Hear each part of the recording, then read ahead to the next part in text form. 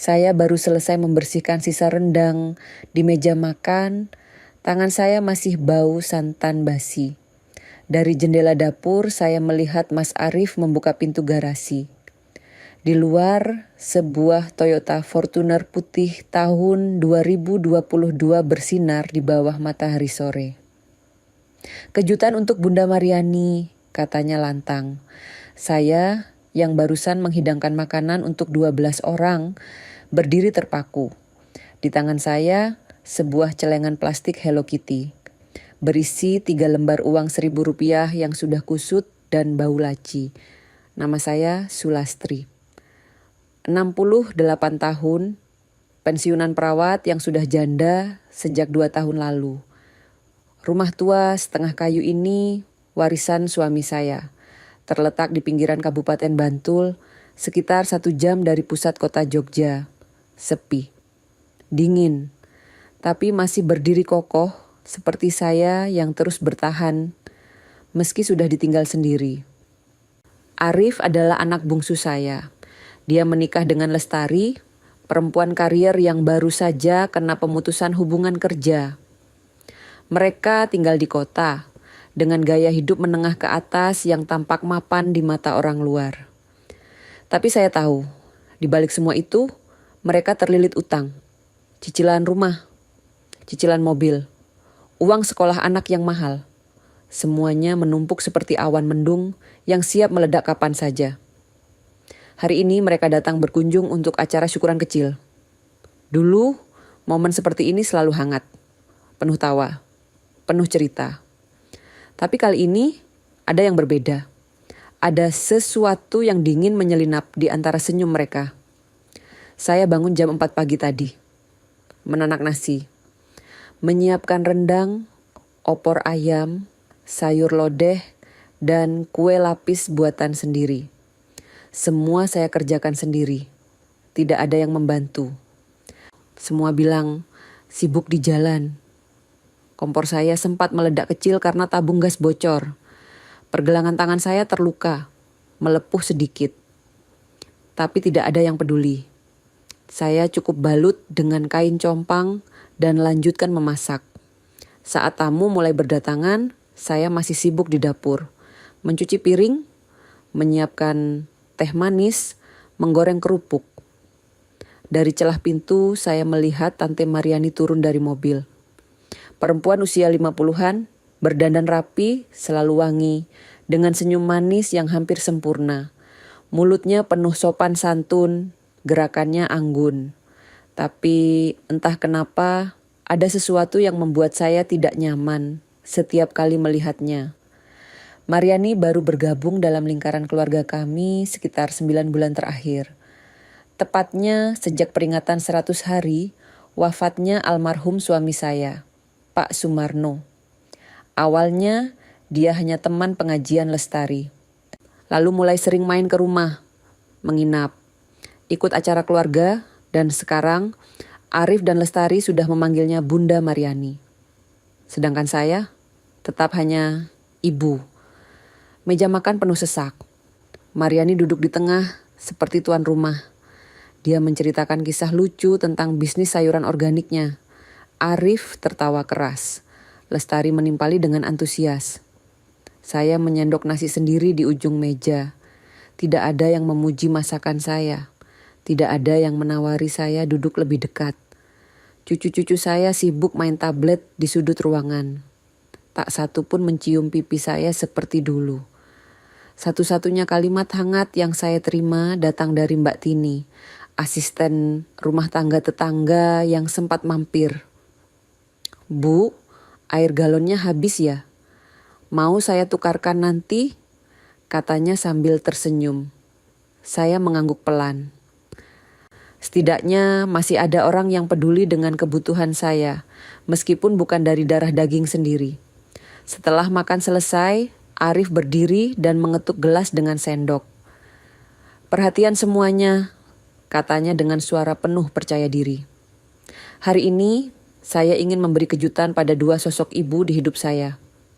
Semua menahan napas. Saya ikut berhenti mengelap tangan. Jantung saya berdegup. Entah kenapa, ada firasat tidak enak. Mariani dibimbing keluar oleh Lestari. Semua orang mengikuti. Saya berjalan paling belakang dengan celemek masih menempel di pinggang. Di luar, Fortuner putih itu berdiri gagah. Pita merah besar terpasang di kap mobil. Surat tanda nomor kendaraan baru masih lengkap dengan plastiknya. Kunci mobil diserahkan langsung ke tangan Mariani, disertai pelukan erat dari Arif. Bunda Mariani, ini untuk Bunda. Terima kasih sudah jadi ibu kedua buat kami, kata Arif dengan suara bergetar. Lestari menambahkan, Bunda selalu ada saat kami butuh. Ini hadiah kecil dari kami. Mariani menangis. Peluk Arif dan Lestari bergantian. Semua orang bertepuk tangan. Beberapa tamu bahkan ikut meneteskan air mata. Saya berdiri di ambang pintu, menatap adegan itu dengan hati yang kosong. Ibu, sini Bu, panggil Arif. Saya melangkah pelan, semua mata tertuju pada saya. Arif menyodorkan sebuah kantong plastik kecil berwarna pink. Saya buka. Di dalamnya sebuah celengan plastik Hello Kitty. Saya buka tutupnya. 3 lembar uang Rp1.000 yang sudah kusut dan berbau lembab. Ini simbol ibu yang hemat, Bu. Kami tahu ibu gak butuh apa-apa, yang penting kami sayang, kata Lestari sambil tersenyum. Arif menambahkan, ibu kan selalu bilang, yang penting niat. Nah, ini niat kami, Bu. Saya menunduk, mengangguk pelan. Bibir saya tersenyum, tapi hati saya remuk. Terima kasih Mas, terima kasih Mbak, kata saya dengan suara hampir tidak terdengar. Tangan saya gemetar saat membawa celengan itu masuk ke dapur. Saya letakkan di atas meja. Menatapnya lama, mata saya mulai sembab, tapi saya tahan. Tidak boleh menangis di sini. Tidak boleh terlihat lemah. Saya kembali ke ruang tamu sambil bertanya, siapa yang mau teh manis? Semua sibuk mengambil foto dengan Fortuner. Tidak ada yang menjawab. Saya kembali ke dapur. Di sana, saya melihat sebuah tas kulit hitam mahal tergeletak di kursi, milik Mariani. Dia pasti lupa membawanya saat keluar tadi. Saya berniat hanya memindahkannya. Tapi entah kenapa tangan saya berhenti. Ada rasa penasaran yang aneh. Perasaan yang tidak pernah saya rasakan sebelumnya. Saya buka tas itu pelan. Isinya, dompet kulit coklat tua, uang tunai sekitar Rp5.300.000 yang masih rapi terlipat, beberapa kartu nama, dan sebuah map plastik bening berisi dokumen. Saya tarik dokumen itu keluar. Berkas fotokopi kartu tanda penduduk saya sendiri. Kartu keluarga, dan yang paling membuat napas saya berhenti, sertifikat rumah. Sertifikat rumah ini seharusnya masih tersimpan rapi di laci kamar saya. Saya ingat betul, tapi yang ada di tangan saya sekarang adalah hasil pemindaian berwarna dengan tanda tangan yang sangat mirip dengan tanda tangan saya. Terlalu mirip, hampir sempurna. Siapa yang menyentuh laci itu? Siapa yang berani masuk ke kamar saya tanpa izin? Jantung saya berdegup kencang. Tangan saya dingin, saya lirik ke arah pintu. Suara tawa masih terdengar dari luar. Semua orang masih sibuk dengan Fortuner putih itu. Tidak ada yang menyadari bahwa saya sedang menemukan sesuatu yang jauh lebih besar dari sekadar celengan plastik berisi 3 lembar uang receh. Saya simpan semua dokumen kembali ke dalam tas dengan hati-hati. Letakkan tas itu di tempat semula. Lalu saya berdiri di sana sendirian dengan pikiran yang mulai berputar cepat. Siapa Mariani sebenarnya? Kenapa dia punya salinan dokumen saya? Dan yang paling menakutkan, apa yang sedang dia rencanakan? Orang bilang membuka tas orang lain itu tidak sopan.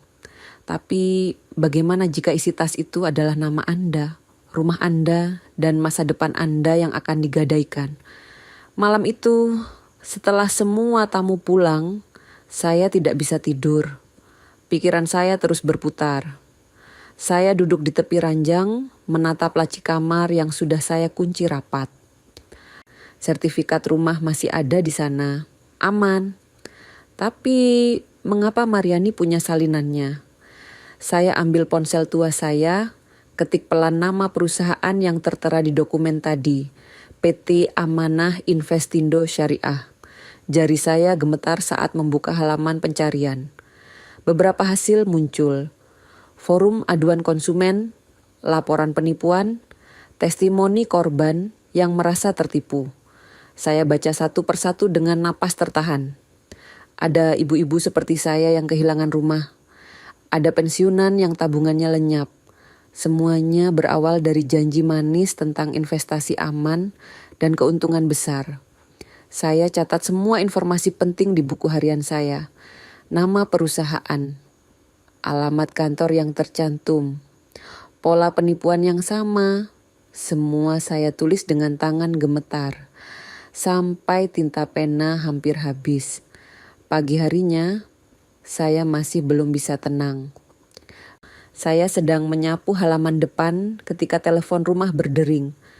Suara berat di ujung sana memperkenalkan diri sebagai petugas dari Polsek Bantul. Selamat pagi Bu Sulastri, kami menerima laporan orang hilang atas nama Ibu Mariani Susilo. Apakah Ibu mengenal orang tersebut? Jantung saya berdegup keras, tapi saya jawab setenang mungkin. Ya Pak, beliau teman keluarga saya. Barusan kemarin keluar dengan anak dan menantu saya naik mobil. Baik Bu, terima kasih atas informasinya. Kami akan konfirmasi lagi ke pelapor Pak Fikri Susilo. Fikri Susilo, nama itu menggantung di kepala saya seperti tanda tanya besar. Setelah menutup telepon, saya langsung cari nama itu di ponsel. Hasilnya membuat saya terkejut. Fikri Susilo, sarjana hukum, magister hukum, pengacara khusus warisan dan perlindungan lansia. Kantornya di Jakarta Selatan. Di halaman media sosialnya, ada unggahan foto dengan tulisan, "Semoga ibu baik-baik saja di Bantul." Jadi Mariani bahkan berbohong pada anaknya sendiri tentang keberadaan dan kegiatannya di sini. Perempuan ini bukan sekadar teman pengajian biasa. Dia sedang menyembunyikan sesuatu yang besar. Sore harinya, saya pergi ke rumah Bu Darmi, tetangga lama yang juga pensiunan pegawai negeri. Kami sering ngobrol di teras sambil minum teh. Kali ini, saya datang dengan niat yang berbeda. Bu Darmi, Ibu kenal Mariani kan? Yang sering main ke rumah saya? Tanya saya hati-hati. Bu Darmi berhenti menyeruput tehnya. Wajahnya berubah serius. Kenal Mbak Sul. Dulu saya pernah ketemu dia waktu masih tinggal di Magelang. Dia dekat dengan Bu Siti, teman saya. Tapi ujung-ujungnya Bu Siti malah kehilangan rumah warisan gara-gara ditipu. Ditipu? Saya mencondongkan badan. Iya Mbak, rumah Bu Siti dijadikan jaminan untuk investasi bodong. Pas mau ditarik, ternyata sudah dijual sama orang lain. Sekarang Bu Siti tinggal di rumah kontrakan kecil. Sudah kena stroke pula. Kasihan sekali. Darah saya naik. Jadi ini bukan kali pertama Mariani melakukan hal seperti ini. Dia sudah punya pola, sudah punya korban. Dan sekarang saya adalah target berikutnya. Bu Darmi tahu alamat Bu Siti sekarang? Tanya saya. Tahu Mbak, di daerah Maguwoharjo. Mau saya anterin? Kami pergi sore itu juga. Rumah kontrakan Bu Siti sangat kecil. Cat temboknya sudah mengelupas. Di dalam, Bu Siti duduk di kursi roda, tubuhnya lemah, tapi matanya masih tajam. Dia mengenali nama Mariani. Begitu saya sebutkan. Jangan percaya dia Mbak, dia manis di depan, racun di belakang. Kata Bu Siti dengan suara serak. Dulu dia bilang mau bantu saya investasi buat berobat. Ujung-ujungnya rumah saya hilang, sertifikat saya dipalsukan, tanda tangan saya dipalsukan. Saya lapor polisi, tapi dia sudah kabur. Saya genggam tangan Bu Siti. Tangannya dingin dan kurus. Saya merasa marah, sedih, dan takut sekaligus. Mariani bukan sekadar penipu biasa. Dia predator yang lihai, yang tahu persis cara mendekati dan memanipulasi orang tua seperti kami. Dalam perjalanan pulang, pikiran saya penuh dengan kecurigaan. Saya ingat 3 minggu lalu, Arif pernah minta izin pinjam kartu tanda penduduk dan kartu keluarga saya. Alasannya, anaknya mau daftar sekolah. Saya percaya saja. Berikan tanpa pikir panjang. Tapi sekarang saya baru sadar, itu adalah kesalahan besar. Saya ingat laci kamar saya sempat longgar. Ada bekas seperti pernah dibuka paksa. Saya pikir itu hanya karena kayu yang sudah tua. Tapi sekarang, saya yakin ada yang membukanya dengan sengaja. Arif atau Mariani, atau mereka berdua. Sampai di rumah, saya langsung cek email lama yang jarang saya buka. Ada beberapa pesan aneh dari notaris yang tidak saya kenal. Isinya tentang konfirmasi pengurusan surat kuasa. Saya tidak pernah mengurus surat kuasa apapun, tapi mengapa ada email seperti ini? Saya telusuri lebih dalam. Ketemu nama Arif dalam salah satu dokumen. Arif Putra Sulastri. Tercantum sebagai kuasa atas properti di Jalan Kaliurang kilometer 13. Itu alamat rumah saya. Napas saya sesak, tangan saya dingin, anak saya sendiri, darah daging saya sendiri. Dia menandatangani dokumen tanpa sepengetahuan saya. Dia menggadaikan rumah saya tanpa izin.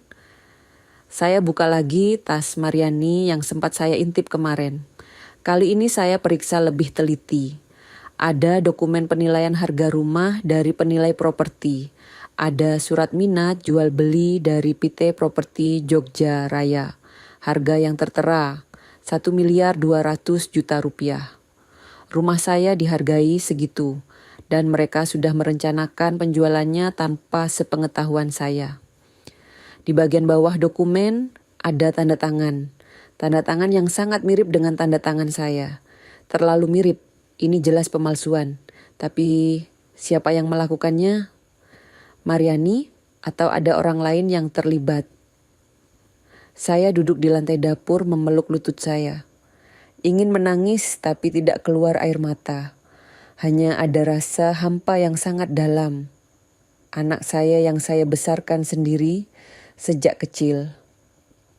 Yang saya sekolahkan sampai kuliah dengan uang pensiun dan hasil jualan kue. Sekarang dia menjual saya, menjual rumah saya, menjual masa depan saya. Malam itu saya tidak tidur sama sekali. Saya duduk di teras, menatap langit gelap. Di tangan kanan saya, foto Arif saat lulus sekolah menengah atas. Senyumnya lebar, matanya berbinar. Dia bilang, "Ibu, nanti kalau sudah kerja, saya akan beli rumah besar buat ibu." Tapi sekarang, dia malah mau mengambil satu-satunya rumah yang saya punya. Di tangan kiri saya, ada diska lepas kecil berisi pemindaian sertifikat rumah yang saya temukan di komputer Arif beberapa bulan lalu. Waktu itu saya tidak curiga. Saya pikir dia hanya menyimpan cadangan dokumen penting. Tapi ternyata itu adalah awal dari rencana jahat mereka.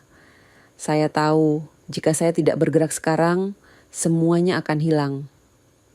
Rumah ini, kenangan bersama almarhum suami, tempat anak-anak saya tumbuh besar. Semuanya akan lenyap dan saya akan jadi gelandangan di usia tua. Tapi saya tidak akan diam. Saya bukan perempuan lemah yang bisa diinjak sesuka hati. Saya diam. Bukan berarti bodoh, saya sabar. Bukan berarti tidak punya batas. Dan sekarang, batas itu sudah dilanggar. Saya belum sempat meletakkan gagang telepon ketika mata saya menangkap berkas penilaian rumah saya. Berstempel disetujui, lengkap dengan nama kuasa hukum, Arif Putra Sulastri. Tangan saya gemetar, tapi bukan karena tua. Tapi karena sadar, rumah ini sedang dijual. Dan saya hanya penontonnya. Pagi ini saya bangun dengan tekad berbeda. Saya tidak akan menangis lagi. Tidak akan duduk diam lagi. Saya kenakan kebaya coklat tua kesukaan almarhum suami, sisir rambut saya rapi. Lalu pergi ke kantor notaris Bu Rukmi. Beliau yang dulu mengurus akta warisan saat suami saya meninggal. Saya percaya padanya. Kantor Bu Rukmi ada di pusat kota, di lantai 2 ruko tua yang cat temboknya sudah kusam. Ruang kerjanya sederhana tapi rapi. Bau kertas tua dan tinta stempel menyambut saya begitu masuk. Bu Rukmi langsung berdiri dari kursinya, terkejut melihat kedatangan saya. "Bu Sulastri, ada apa ini pagi-pagi?" tanyanya sambil mempersilakan saya duduk. Saya keluarkan semua dokumen yang saya temukan di tas Mariani. Surat kuasa, penilaian harga rumah, fotokopi kartu tanda penduduk, dan yang paling penting, salinan sertifikat dengan tanda tangan yang diklaim sebagai tanda tangan saya. Bu Rukmi mengambil kaca pembesar, memeriksanya dengan teliti. Keningnya berkerut. Dia ambil dokumen asli yang pernah saya tanda tangani dulu sebagai pembanding. Matanya menyipit, membandingkan setiap goresan. "Bu, ini bukan tanda tangan asli, Ibu," katanya pelan tapi tegas. "Ini hasil pemindaian yang diedit. Lihat di bagian ini, garis lengkungnya terlalu sempurna. Tanda tangan asli selalu punya ketidakteraturan alami. Ini jelas pemalsuan dokumen hukum." Napas saya lega sekaligus sesak. Lega karena dugaan saya terbukti. Sesak karena artinya seseorang benar-benar berniat mencuri rumah saya dengan cara licik. "Ibu harus lapor ke pihak berwajib. Ini kasus serius," saran Bu Rukmi. Tapi saya menggeleng. "Belum Bu, belum saatnya. Saya perlu tahu dulu siapa saja yang terlibat. Saya perlu bukti yang lebih kuat." Bu Rukmi menatap saya dengan pandangan khawatir, tapi dia mengerti. Dia berikan saya salinan perbandingan tanda tangan dan surat pernyataan resmi bahwa dokumen itu palsu. Setidaknya saya punya senjata sekarang. Malam harinya, saya duduk di teras menunggu Arif pulang. Dia datang sendirian, tanpa Lestari. Wajahnya lelah, matanya sembab. Dia duduk di sebelah saya tanpa bicara. Kami berdua hanya menatap langit malam yang gelap. "Mas," saya mulai pelan. "Kalau ibu tiba-tiba kehilangan rumah ini, Mas bisa tampung ibu di kosan yang 2 petak itu." Arif tersentak. Kepalanya menoleh cepat ke arah saya. "Ya ampun Bu, ngomong apa sih? Siapa yang mau usir ibu?" Saya tersenyum tipis. "Ibu cuma tanya Mas, siapa tahu kan?" Arif tertawa, tapi tertawanya hambar. Tidak sampai ke mata, saya lihat ada rasa bersalah yang dia tekan dalam-dalam. Ada sesuatu yang mengganjal di hatinya, tapi dia masih belum berani mengakuinya. Beberapa hari kemudian, Arif datang lagi. Kali ini sore hari, saat matahari hampir tenggelam. Dia datang sendirian. Wajahnya pucat, langkahnya goyah. Begitu masuk, dia langsung terduduk di lantai ruang tamu. Tangannya menutupi wajah, bahunya bergetar. Dia menangis. Saya duduk di kursi, menatapnya diam. Tidak menyentuhnya, hanya menunggu. "Ibu," suaranya serak, teredam oleh tangisan.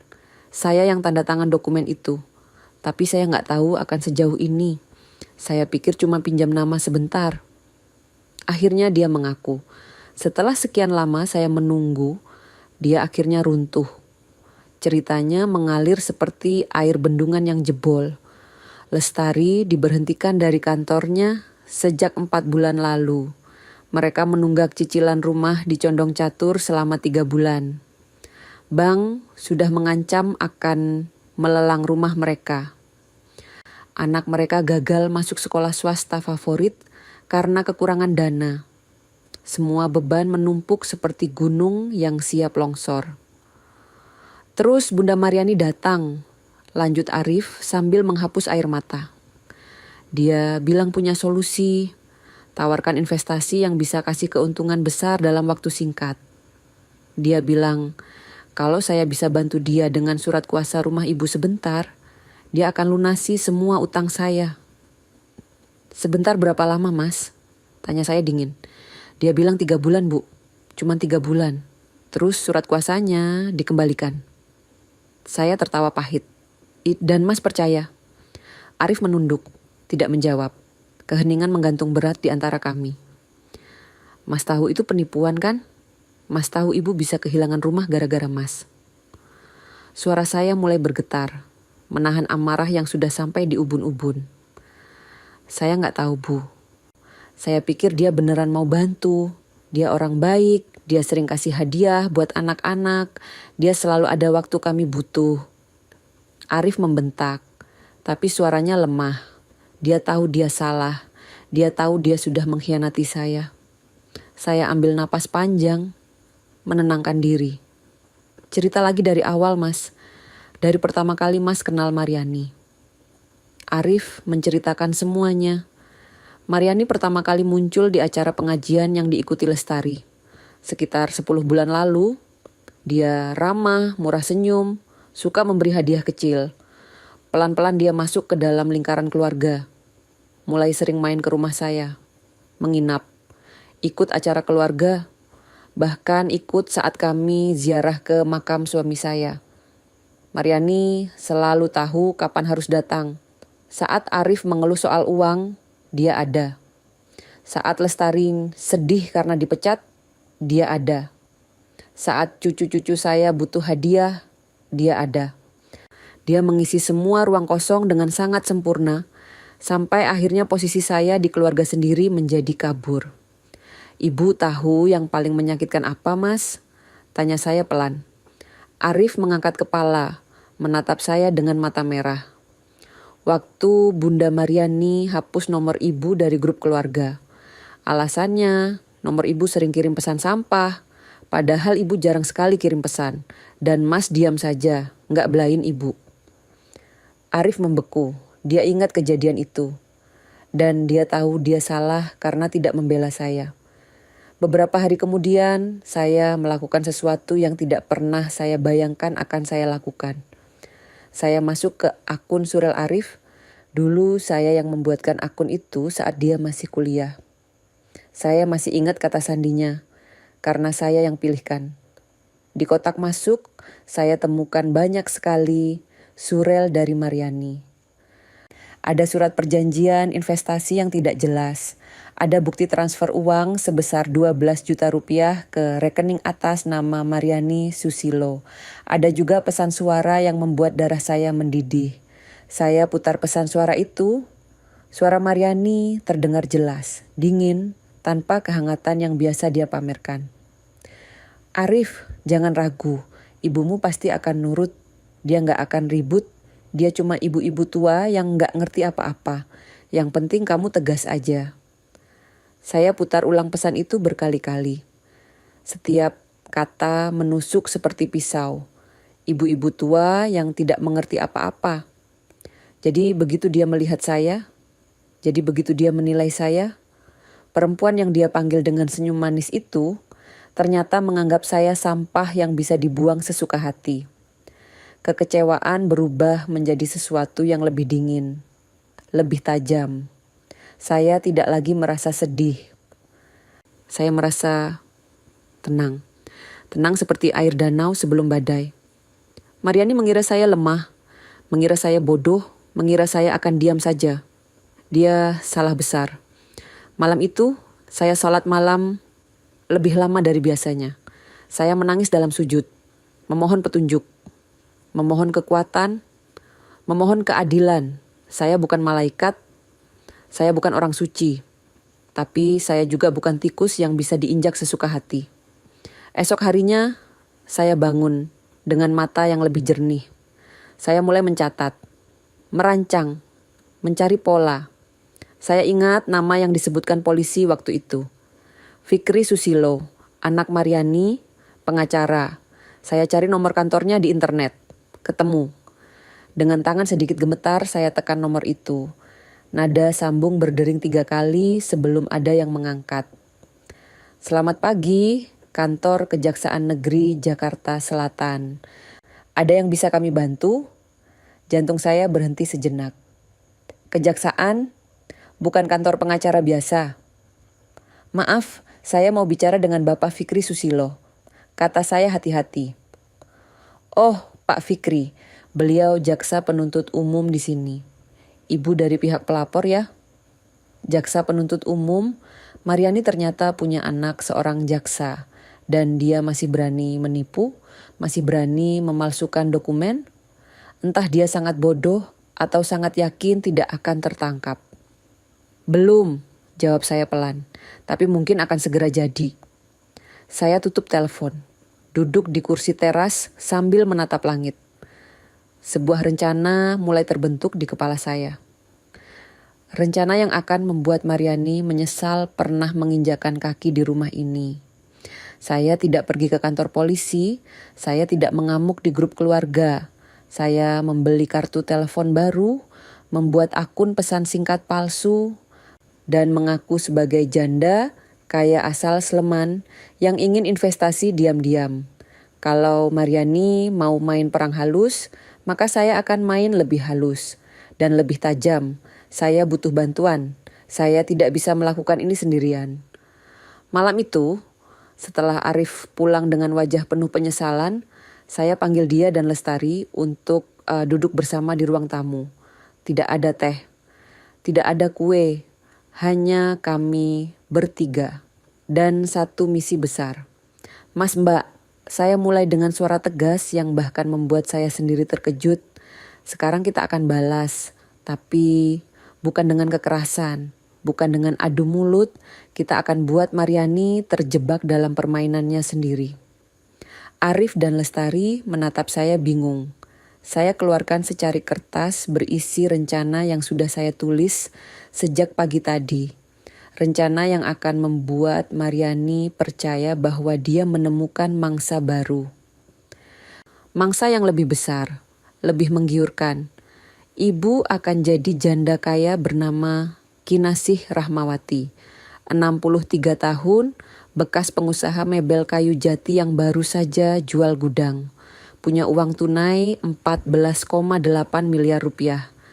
Mau investasi aman tanpa jejak pajak. Lestari melotot. 14 miliar, dari mana ibu dapat angka segitu? Dari otak saya, jawab saya datar. Angka yang cukup besar untuk membuat Mariani lupa diri, tapi tidak terlalu fantastis sampai dia curiga. Arif menggeleng. Bu, ini berbahaya. Kalau ketahuan apa? Kalau dia sampai curiga, berarti dia memang penipu. Dan itu yang kita butuhkan, pengakuan. Saya menatap mereka berdua tajam. Mas dan Mbak mau bantu ibu atau tidak? Kalau tidak ya sudah, ibu lakukan sendiri. Mereka saling pandang. Lestari yang pertama mengangguk. Saya bantu Bu. Ini juga salah saya yang kenalkan Mariani ke keluarga ini. Arif menghela napas panjang lalu ikut mengangguk. Kami mulai menyiapkan semuanya. Lestari yang paling jago soal teknologi. Dia buatkan saya dokumen rekening bank palsu dengan saldo 14,8 miliar rupiah. Tampilan dokumennya sempurna, lengkap dengan logo bank, cap, dan tanda tangan pejabat fiktif.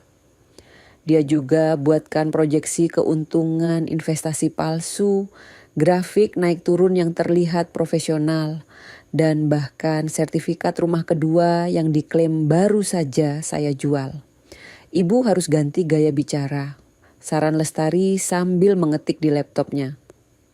Jangan terlalu formal, agak norak sedikit, suka nyebut-nyebut anak di luar negeri, biar Mariani makin yakin.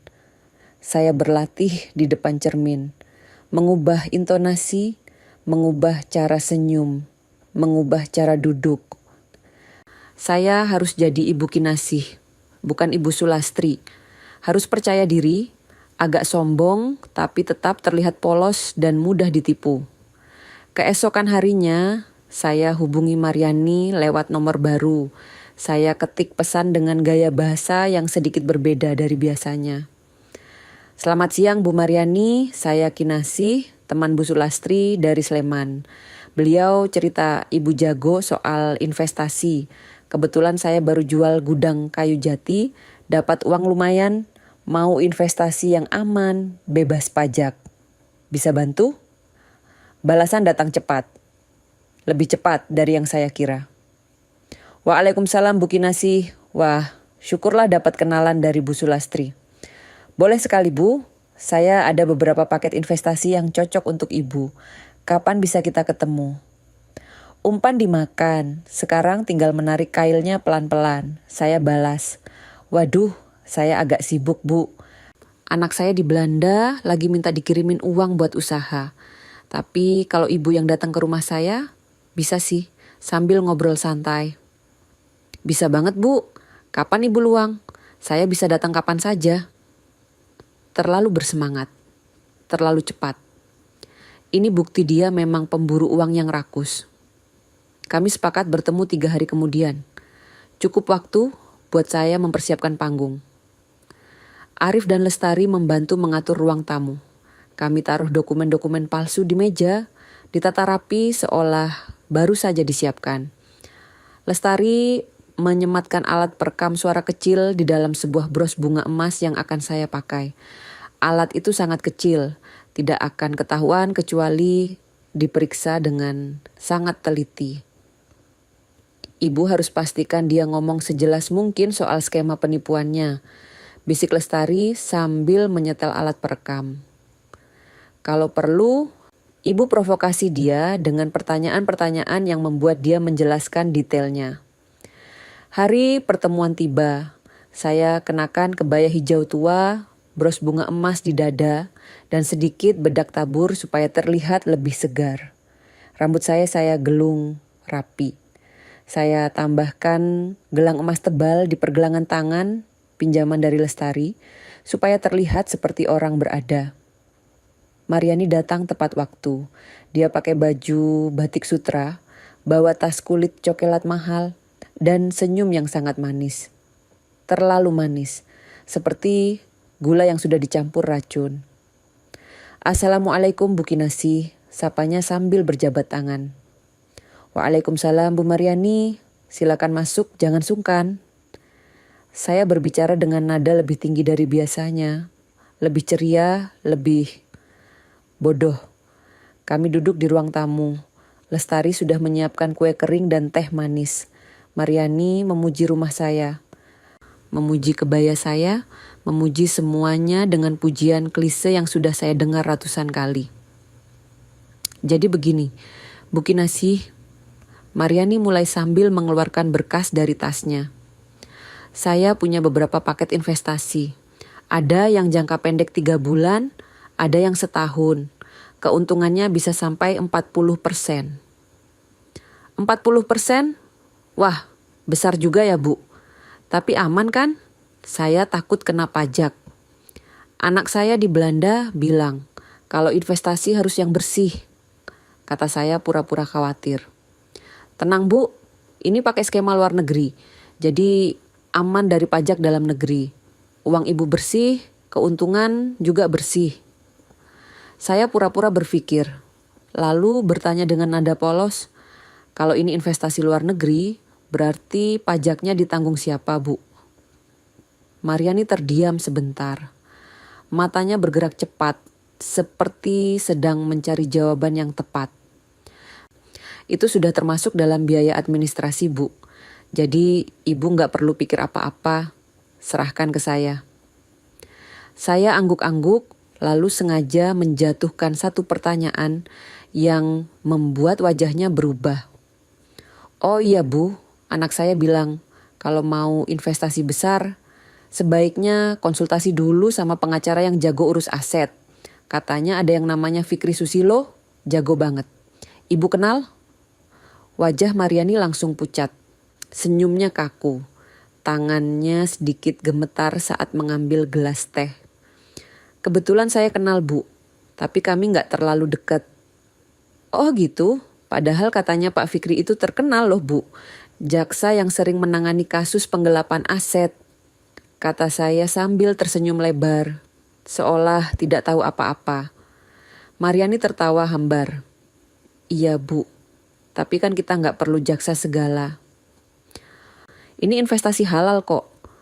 Saya lihat keringatnya mulai muncul di pelipis. Tangannya gelisah merapikan berkas. Dia mulai tidak nyaman. Bagus, kalau gitu kita tanda tangan sekarang aja ya Bu. Saya sodorkan pena, seolah sangat antusias. Waduh Bu, kalau bisa minggu depan aja. Tim saya lagi ada yang pergi umrah. Takutnya prosesnya terhambat. Tolaknya dengan alasan yang jelas dibuat-buat. Oh, gitu. Ya sudah deh. Tapi saya tunggu ya Bu. Soalnya uangnya udah nganggur di rumah. Bahaya juga, kata saya sambil mengelus bros bunga di dada. Memastikan alat perekamnya masih aktif. Sebelum Mariani pulang, saya berikan dia bros bunga cadangan yang mirip dengan yang saya pakai. Ini kenang-kenangan dari saya Bu, biar ingat sama Ibu Kinasih. Mariani terima dengan senyum. Dia tidak tahu bahwa di dalam bros itu ada alat perekam kecil yang akan terus merekam setiap percakapannya. Malam harinya kami bertiga duduk di ruang tengah. Arif menyambungkan alat perekam ke speaker kecil. Suara Mariani terdengar jelas. Kami dengarkan dari awal sampai akhir. Dan di bagian terakhir, satu kalimat membuat kami semua diam. Suara Mariani berbicara dengan seseorang lewat telepon. Suaranya dingin tanpa basa-basi. Kalau rumah janda itu laku, kita bagi 70 banding 30 ya. Dia gak akan tahu. Dia pikir kita sayang. Rumah janda itu, rumah saya. Dia sedang bicara soal rumah saya. Dan dia masih berani tersenyum manis di depan saya. Masih berani memeluk saya. Masih berani bilang sayang. Saya matikan rekaman. Menatap Arif dan Lestari dengan tatapan dingin. Sekarang kita punya bukti. Sekarang kita gerakkan rencana tahap 2. Wajah Mariani mendadak berubah warna. Dari senyum manis menjadi dingin seperti dinding marmer. Saya mengangkat dokumen yang ia sodorkan, lalu pelan berkata, semua ini sudah saya rekam. Dari saat Ibu menawarkan investasi sampai saat Ibu bicara soal pembagian 70 banding 30. Tak ada suara, ruangan itu lebih sunyi dari kuburan. Tapi itu belum terjadi. Itu rencana yang akan saya jalankan minggu depan. Hari ini saya masih harus mempersiapkan panggung terakhir. Panggung di mana Mariani akan berdiri sendirian.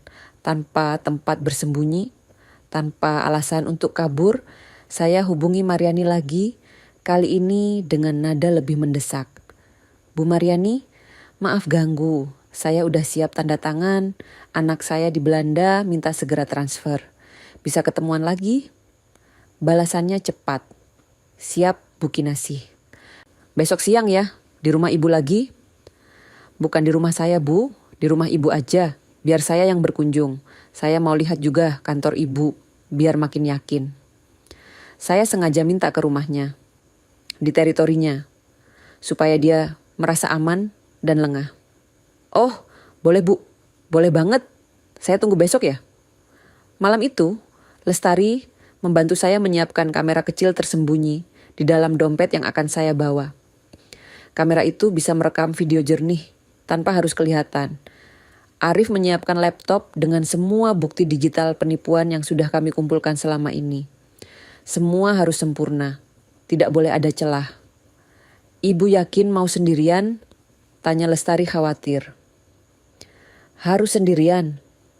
Kalau Mas Arif atau Mbak ikut, dia akan curiga. Lagi pula, saya bukan perempuan lemah yang dia kira. Saya tersenyum tipis. Esok siangnya, saya datang ke rumah Mariani. Rumahnya tidak terlalu besar, tapi terlihat rapi dan terawat. Ada taman kecil di depan dengan bunga-bunga warna-warni. Gerbangnya dicat putih bersih. Dari luar, rumah ini tampak seperti milik orang baik-baik. Tapi saya tahu, penampilan sering menipu. Mariani menyambut dengan senyum lebar. Dia pakai kebaya merah menyala dengan kain batik. Rambutnya disasak rapi. Parfumnya menyengat mahal. Silakan masuk Bu Kinasih. senang sekali ibu mau berkunjung. Di ruang tamu, berkas-berkas sudah ditumpuk rapi di atas meja. Ada brosur perusahaan Amanah Investido Syariah dengan desain yang terlihat profesional. Ada testimoni palsu dari orang-orang yang diklaim sudah untung besar. Semua dibuat sedemikian rupa supaya terlihat meyakinkan. Mariani mulai presentasi dengan penuh percaya diri. Dia jelaskan skema investasi, proyeksi keuntungan, cara kerja perusahaan, sampai jaminan keamanan dana. Semuanya terdengar mulus, terdengar aman, terdengar menggiurkan. Kalau saya benar-benar Ibu Kinasih yang polos, mungkin saya sudah terjebak. Tapi saya bukan Ibu Kinasih, saya Sulastri. Dan saya tahu semua ini bohong. Saya dengarkan sambil sesekali mengangguk. Dompet saya letakkan di meja dengan posisi kamera, menghadap ke arah Mariani. Setiap gerakannya terekam jelas. Setiap kata-katanya tersimpan. Jadi begini Bu Kinasih, kata Mariani sambil menyodorkan formulir. Ibu cukup tanda tangan di sini, transfer dana awal 10% sebagai komitmen, nanti dalam 3 bulan keuntungan sudah bisa Ibu terima. Saya ambil pena, pura-pura mau tanda tangan, lalu berhenti. Tunggu Bu, saya agak bingung. Kalau ini investasi luar negeri, kenapa formulirnya pakai bahasa Indonesia? Biasanya kan pakai bahasa Inggris. Mariani terdiam sebentar. Oh, ini sudah diterjemahkan Bu, biar lebih mudah dipahami klien lokal. Tapi kok capnya juga lokal ya? Ini kan cap notaris lokal, bukan internasional. Saya tunjuk cap di sudut dokumen. Cap yang sama persis dengan cap di dokumen palsu yang pernah saya temukan di tasnya dulu. Wajah Mariani mulai berubah. Senyumnya sedikit kaku. Itu karena perusahaan kami juga terdaftar di Indonesia, Bu. Jadi legal secara hukum. Saya letakkan pena, bersandar di kursi, menatapnya lurus. Ibu kenal Bu Siti dari Magelang? Mariani membeku. Wajahnya langsung pucat. Bu Siti, saya kurang ingat. Yang rumahnya hilang gara-gara ditipu investasi bodong. Yang sekarang tinggal di kontrakan kecil dan sudah stroke. Itu Bu Siti. Suara saya dingin, tidak ada lagi nada ramah seperti tadi. Mariani mulai panik. Dia berusaha tertawa, tapi tertawanya hambar. Bu, saya nggak tahu cerita apa yang Ibu dengar, tapi saya bukan orang seperti itu. Saya keluarkan ponsel, putar rekaman suara yang kami dengar kemarin malam. Suara Mariani sendiri berbicara tentang pembagian hasil penjualan rumah janda. Suaranya terdengar jelas di ruangan itu, memecah keheningan seperti petir di siang bolong. Kalau rumah janda itu laku, kita bagi 70/30 ya. Dia gak akan tahu. Dia pikir kita sayang. Mariani bangkit dari kursi. Wajahnya merah padam. Dari mana Ibu dapat rekaman itu? Itu ilegal. Ibu tidak bisa rekam orang tanpa izin. Tapi Ibu bisa menipu orang tanpa izin. Bisa palsukan dokumen tanpa izin. Bisa ambil rumah orang tanpa izin. Saya balas dengan suara yang tetap tenang. Semakin tenang saya, semakin panik dia. Dia mundur selangkah. Matanya bergerak ke arah pintu seperti mau kabur. Tapi saya lebih cepat. Saya keluarkan ponsel lagi, kali ini menelepon nomor yang sudah saya simpan sejak kemarin. Assalamualaikum Pak Fikri. Saya Ibu Sulastri dari Bantul. Ibu Anda ada di rumah saya sekarang. Mungkin Bapak mau bicara dengan beliau? Saya aktifkan pengeras suara. Suara Fikri terdengar tenang tapi tegas. Waalaikumsalam Bu Sulastri. Terima kasih sudah menghubungi saya. Bisa tolong berikan ponselnya ke Ibu? Saya sodorkan ponsel ke arah Mariani. Dia tidak bergerak. Hanya menatap ponsel itu seperti menatap hantu. Ibu, angkat. Anak Ibu mau bicara. Kata saya pelan. Dengan tangan gemetar, Mariani ambil ponsel itu. Halo Fikri. Ibu, suara Fikri dingin tanpa kehangatan. Saya sudah dapat laporan dari beberapa korban. Saya sudah kumpulkan bukti-bukti. Dan sekarang saya sedang proses pelimpahan berkas ke kejaksaan. Ibu tahu apa artinya? Mariani terduduk lemas. Ponsel hampir jatuh dari tangannya. Fikri, dengerin ibu dulu. Ini salah paham. Ibu sudah berbohong terlalu lama. Saya datang bukan sebagai anak. Saya datang sebagai jaksa penuntut umum yang bertugas melindungi masyarakat dari penipu seperti ibu. Suara Fikri bergetar sedikit di kalimat terakhir. Saya tahu dia menahan emosi. Menahan sakit hati karena harus menangani kasus ibunya sendiri. Telepon terputus. Mariani menjatuhkan ponsel ke lantai. Dia menangis. Tapi tangisannya bukan tangisan penyesalan. Itu tangisan kalah. Tangisan orang yang tahu permainannya sudah berakhir. Pintu depan terbuka. Arif dan Lestari masuk membawa kardus berisi semua bukti. Dokumen palsu, rekaman suara, email penipuan, transfer dana, testimoni korban lain. Semuanya tertata rapi, siap diserahkan ke pihak berwenang. Mariani menatap Arif dengan pandangan nanar. Kamu yang kasih tahu ibumu? Arif menunduk. Maaf bunda, saya salah. Saya nggak bisa biarkan ibu saya kehilangan rumah gara-gara saya. Dasar anak durhaka, padahal aku sudah bantu kamu lunasi utang. Sudah beliin Fortuner, sekarang kamu khianati aku. Bentak Mariani. Lestari maju selangkah. Itu uang dari korban lain bunda. Fortuner itu dibeli pakai uang hasil menipu Bu Siti dan ibu-ibu lain. Kami baru tahu setelah selidiki transfer di rekening bunda. Mariani mencoba berdiri, tapi kakinya lemas. Dia berusaha mencari pembelaan. Saya juga korban, saya ditipu sama marketing amanah Investindo. Saya pikir itu legal. Saya menggeleng pelan. Ibu punya salinan sertifikat rumah saya dengan tanda tangan palsu. Ibu punya dokumen penilaian harga rumah yang saya tidak pernah tanda tangani. Ibu punya rencana jual rumah saya tanpa sepengetahuan saya. Itu bukan tindakan korban, Bu. Itu tindakan pelaku. Keheningan menyelimuti ruangan. Mariani tidak bisa menjawab. Tidak ada lagi alasan, tidak ada lagi topeng yang bisa dia pakai. Ibu bilang saya cuma ibu-ibu tua yang tidak mengerti apa-apa, kata saya sambil melangkah mendekatinya. Ibu salah. Saya diam bukan berarti bodoh. Saya sabar bukan berarti lemah. Dan saat ibu langgar batas saya tidak akan diam saja. Saya ambil semua dokumen palsu di meja, masukkan ke dalam kardus. Besok pagi, semua ini akan saya serahkan ke Kejaksaan Negeri Sleman. Bapak Fikri sudah koordinasi dengan jaksa di sana. Mereka akan proses sesuai hukum. Mariani menatap saya dengan mata kosong. Semua keangkuhannya lenyap. Semua kepercayaan dirinya runtuh.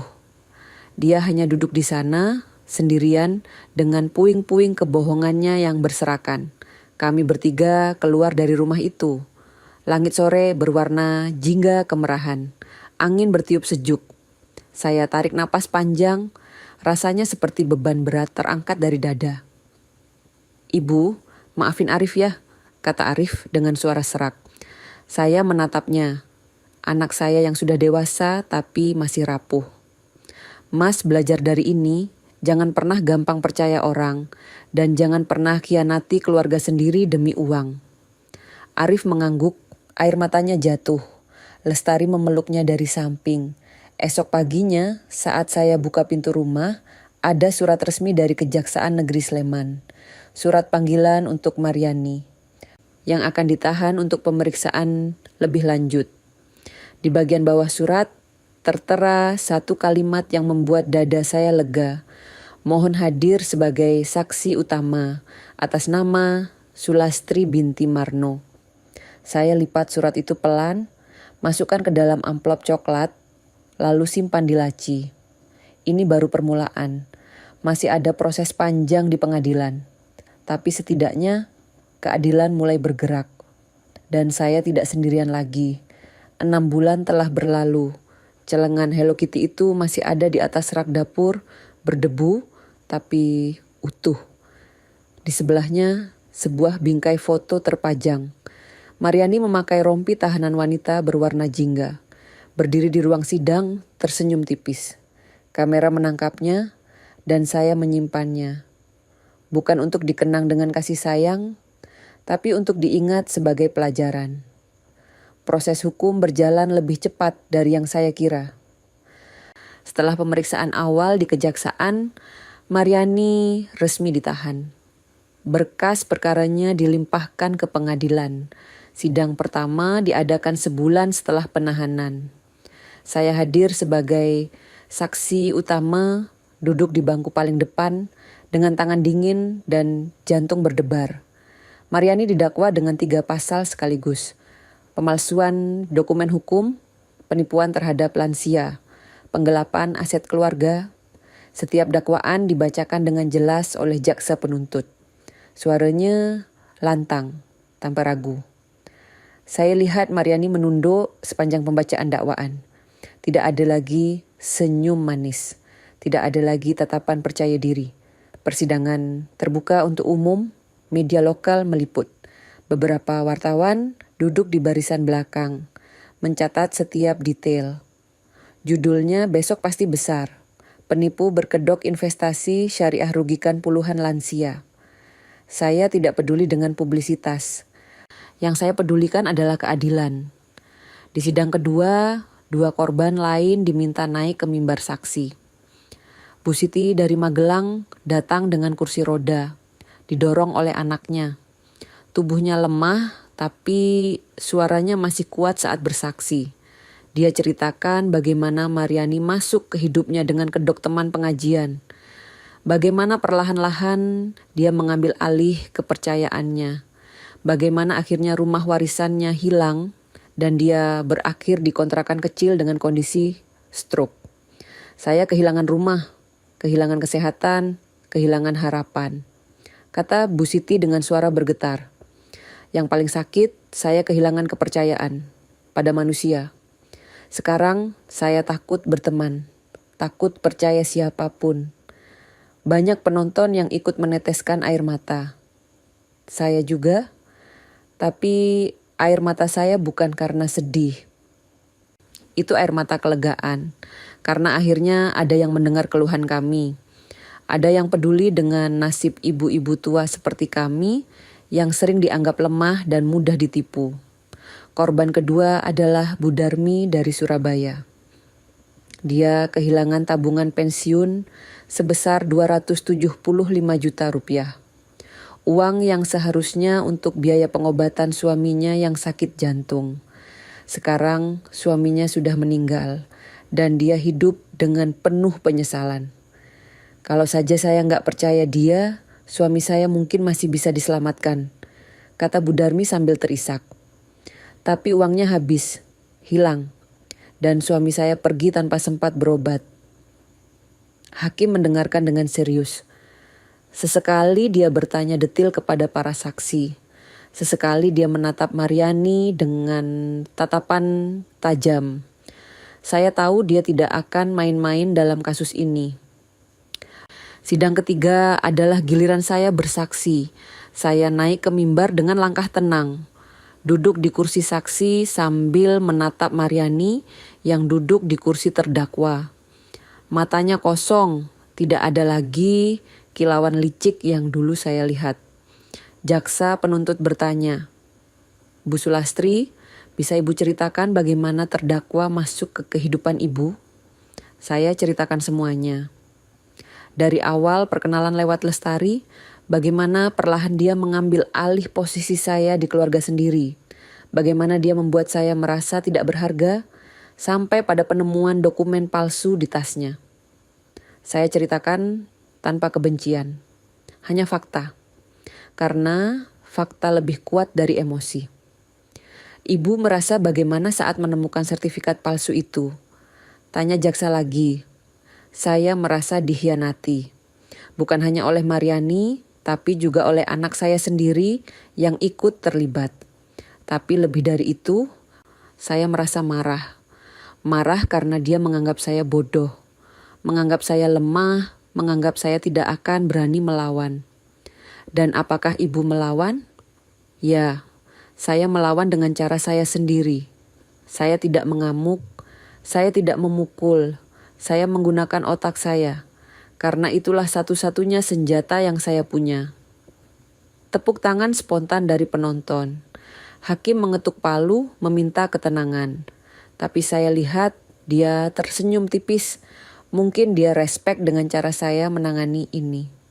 Di sidang keempat, giliran Fikri hadir. Dia datang mengenakan jas resmi kejaksaan, berdiri tegak dengan wajah datar. Tidak ada pelukan untuk Mariani.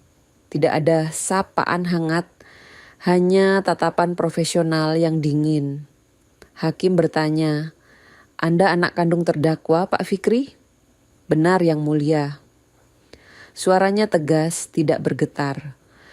"Bagaimana perasaan Anda harus menangani kasus ibu kandung sendiri?" Fikri diam sebentar.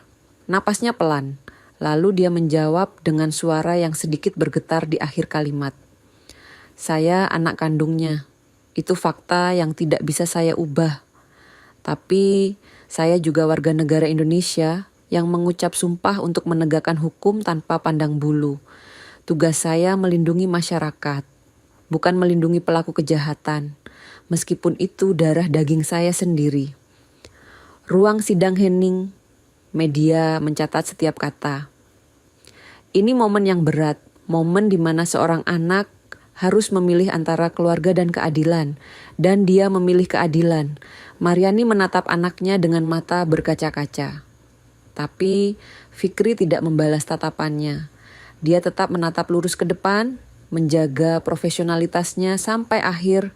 Sidang terakhir adalah pembacaan putusan. Ruang sidang penuh sesak. Saya duduk di barisan depan, diapit oleh Arif dan Lestari. Jantung saya berdebar keras. Entah kenapa saya gugup, padahal saya bukan yang diadili. Hakim membacakan pertimbangan hukum dengan suara lantang. Dia menyebutkan setiap bukti yang diajukan, setiap kesaksian yang diberikan, setiap fakta yang terungkap di persidangan. Lalu dia sampai pada putusan akhir. Terdakwa Mariani Susilo terbukti secara sah dan meyakinkan bersalah melakukan tindak pidana pemalsuan dokumen, penipuan terhadap lansia, dan penggelapan aset. Oleh karena itu, Majelis Hakim menjatuhkan hukuman penjara selama 3 tahun 6 bulan, tanpa percobaan. Palu diketuk 3 kali. Suara ketukannya menggema di ruangan. Mariani menunduk dalam. Bahunya bergetar tapi tidak ada suara tangisan, hanya keheningan yang berat. Hakim menambahkan catatan di akhir putusan. Terdakwa telah melakukan kejahatan secara sistematis dan berulang, memanipulasi lansia yang lemah dan merusak nilai kekeluargaan. Oleh karena itu, tidak ada keringanan hukuman. Saya tarik napas lega. 3 tahun 6 bulan. Ada bukan hukuman yang lama, tapi setidaknya ada efek jera. Setidaknya dia akan berpikir 2 kali sebelum mengulangi perbuatannya lagi. Setelah sidang selesai, Fikri menghampiri saya di luar gedung pengadilan. Dia membungkuk hormat. "Terima kasih Bu Sulastri, berkat keberanian Ibu, kami bisa menghentikan aksi ibu saya sebelum korbannya bertambah banyak." "Sama-sama Pak Fikri, saya tahu ini berat untuk Bapak. Tapi Bapak sudah melakukan hal yang benar." Fikri mengangguk pelan. Matanya berkaca-kaca, tapi dia tahan air matanya. "Saya sudah siapkan dana kompensasi untuk ibu dan korban lain. Dari hasil penjualan aset ibu saya, tidak seberapa, tapi semoga bisa sedikit meringankan." Saya menggeleng. "Simpan untuk Bu Siti dan Bu Darmi. Mereka lebih membutuhkan. Saya masih punya rumah, saya masih sehat. Mereka yang lebih menderita." Fikri tersenyum tipis. Dia pamit dengan hormat, lalu pergi dengan langkah berat. Kehidupan perlahan kembali normal. Arif dan Lestari menjual Fortuner putih itu. Uangnya digunakan untuk melunasi cicilan rumah mereka dan membayar sebagian utang. Arif kembali bekerja sebagai teknisi elektronik.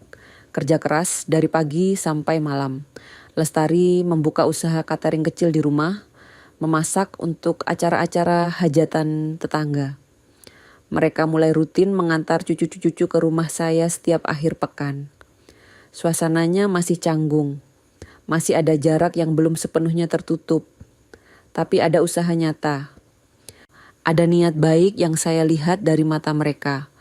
Suatu sore, saat kami duduk bersama di teras, Arif tiba-tiba berkata, "Bu, Arif nggak minta dimaafkan. Arif tahu kesalahan Arif terlalu besar untuk dimaafkan.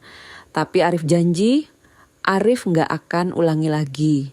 Arif akan jaga ibu sampai ibu nggak butuh dijaga lagi." Saya menatapnya. Anak saya yang sudah tumbuh dewasa, yang sudah jatuh bangun, yang akhirnya belajar arti tanggung jawab. Saya tidak langsung menjawab, hanya mengangguk pelan sambil menggenggam tangannya sebentar. "Yang penting Mas belajar Mas, uang itu datang dan pergi. Tapi keluarga, kalau sudah rusak, susah diperbaiki." Bulan-bulan berikutnya, saya mulai mengatur ulang hidup saya. Saya ikut pengajian lagi, bertemu teman-teman lama yang sempat saya tinggalkan. Saya mulai berkebun di halaman belakang, menanam cabai, tomat, dan sayuran sederhana. Saya juga membuka warung kecil di teras depan, jual gorengan dan es teh manis untuk anak-anak sekolah yang lewat. Hidup sederhana, tapi tenang. Tidak ada drama, tidak ada tipu muslihat. Hanya saya, rumah tua saya, dan kenangan-kenangan indah bersama almarhum suami yang masih tertempel di setiap sudut. Saya juga menyumbangkan sebagian uang pensiun saya untuk beasiswa anak yatim di desa sebelah. Tidak banyak, tapi cukup untuk membantu 2 anak sekolah sampai lulus. Saya ingin berbagi kebaikan, karena saya sadar betapa beruntungnya saya masih punya rumah dan kesehatan di usia ini. Saya juga mulai menulis jurnal. Jurnal yang berisi pelajaran hidup, catatan harian, dan strategi menghadapi orang-orang licik. Siapa tahu suatu hari ada ibu-ibu lain yang mengalami hal serupa. Mereka bisa baca jurnal saya dan tahu bahwa mereka tidak sendirian. Bahwa ada cara melawan tanpa harus menggunakan kekerasan. Suatu sore, saya duduk di teras sambil menyeruput teh hangat. Langit berwarna jingga kemerahan, burung-burung terbang pulang ke sarang. Angin sejuk menerpa wajah saya, membawa bau tanah basah setelah hujan sore tadi. Saya menatap celengan Hello Kitty yang masih bertengger di rak dapur, terlihat dari jendela terbuka. Celengan itu sudah tidak berisi 3 lembar uang Rp1.000 lagi. Sekarang kosong, tapi saya simpan sebagai pengingat. Pengingat bahwa nilai seseorang tidak ditentukan oleh uang, tidak ditentukan oleh hadiah mahal, tapi ditentukan oleh bagaimana dia memperlakukan orang lain, terutama orang yang lebih lemah. Besok pagi, saya akan bakar celengan itu di belakang rumah.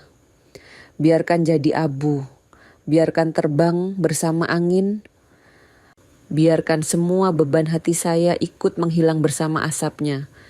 Saya bukan malaikat, saya bukan orang sempurna. Saya pernah merasa dendam, pernah merasa sakit hati, pernah ingin membalas dengan cara yang sama kejamnya.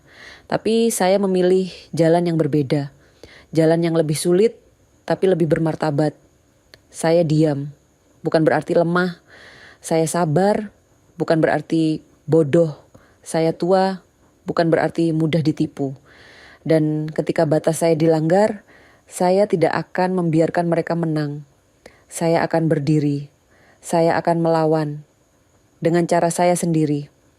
Matahari mulai tenggelam sepenuhnya. Langit berubah dari jingga menjadi ungu gelap. Saya masuk ke dalam rumah, tutup pintu pelan, lalu duduk di kursi kayu tua kesayangan almarhum suami. Di samping saya, foto pernikahan kami terpajang. Dia tersenyum lebar di foto itu.